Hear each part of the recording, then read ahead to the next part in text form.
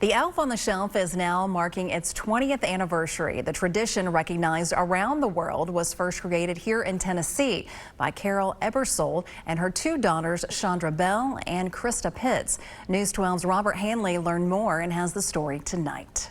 Bell and Pitts turned their childhood tradition of family elf reporting to Santa into a global brand.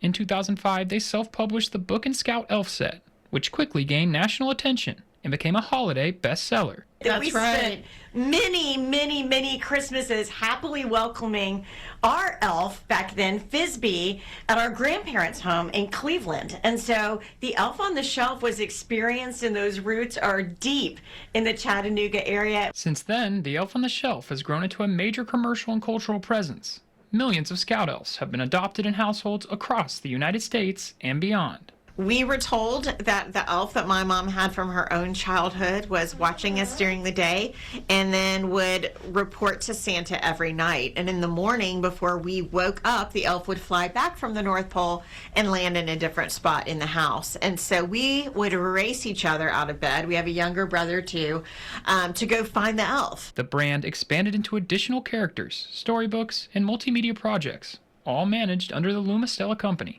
We caught up with Nancy, a local store owner who was one of the very first to sell an Elf on the Shelf. Well, Carol, tell me what this is. What's your product here? So she told me, and she said it's something she had done with her girls for years. They had their own little elf and everything. And somebody said, well, you just need to market this. It's great. So she got her a rep, and she, did the boxes and found the little elves and everything. So it turned out to be a multi-million-dollar business, which is great.